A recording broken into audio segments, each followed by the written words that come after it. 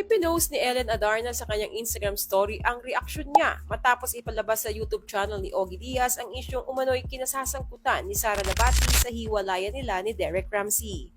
Sa Ogie Diaz Showbiz Update, published October 24, 2025, napag-usapan na sangkot umano si Sara Labati sa hindi pagkakaintindihan ng dating mag-asawa. Ayon kay Ogie, isa umano sa mga naging ugat ng kanilang pagtatalo ay ang pagpupumilit umano ni Ellen na bumili sila ni Derek ng bahay sa isang posh subdivision na nagkakahalaga ng 500 million pesos. Ngunit hindi pa umano ito kaya ng aktor sa ngayon. Dagdag pa ni Ogie, nakarating sa kanya ang impormasyon na ang nagtutulak kay Ellen na bilhin ng bahay ay si Sara Labati na tila nag-aahente umano upang makakuha ng komisyon. Caption ni Ellen, Ogie Diaz, mamaog, laruhin lang natin. Pag sure sa imong source, tawang-tawa kami ni Sara sa'yo, laro ka. If I wanted to buy a house so bad, bilhin ko myself. And hindi house agent si Sara. Wala sa skill set niya yan. Ano na, grabe ang remix ng stories, kakaloka. Lumabas din sa ulat na ang kasalukuyang bahay ni na Ellen at Derek ay dating tinirhan ni Derek kasama ang ex-girlfriend nitong si Andrea Torres.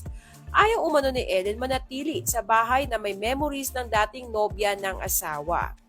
Gayunpaman, ayon kina Ogie at co-host niyang si Mama Loy, maaaring may mas malalim pang dahilan sa likod ng hiwalayan ni na Ellen at Derek.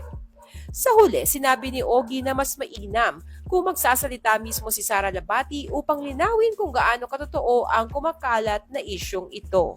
Kilalanin ng babaeng nalilink ngayon kay Derek Ramsey. Mainit na pinag-uusapan ngayon ng umanay aktres sa sangkot sa hiwalayang Derek Ramsey at Ellen Adarna. Ayaw paawat ang mga espekulasyon na hiwalay na umano ang mag-asawang Derek Ramsey at Ellen Adarna. Ilang buwan ng maugong na usap-usapang hiwalay na ang celebrity couple na ito.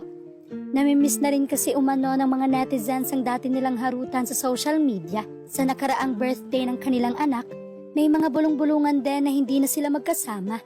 Sa comment section ng kanyang Instagram account kung saan nagpost sa Ella ng mga larawang kuha sa birthday party ng anak, may netizen na nagtanong kung bakit wala si Derek sa espesyal na okasyon.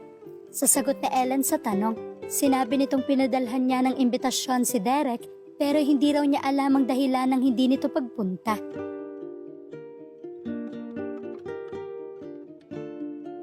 Palaisipan din sa mga marites ang pag-drop ni Ellen ng apelyidong Ramsey sa kanyang Instagram account dahilan para mas umugong ang issue na hiwalay na umano ang showbiz couple.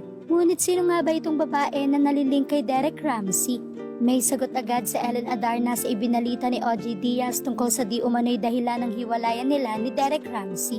Sa isa kasing vlog ni Ogie, sinabi niyang may source siya na nagsabing hiwalay na talagang mag-asawa. May isa pang nagbalita sa akin na isa raw sa dahilan ng kanilang pag-aaway o yung kanilang misunderstanding yung pag-uudyok ni Ellen kay Derek na bumili ng bahay sila sa isang posh subdivision.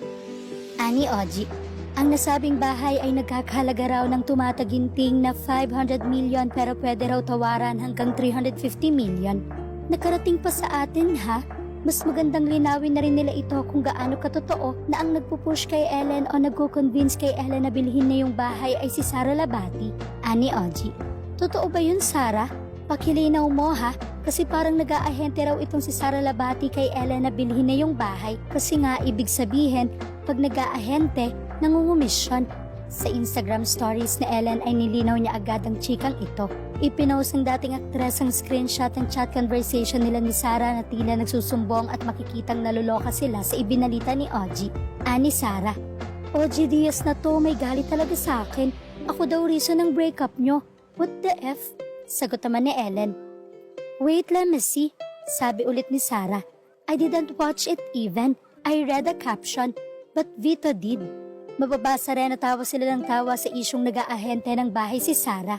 Lol, since when were you a house agent? Lol, I cannot with these people.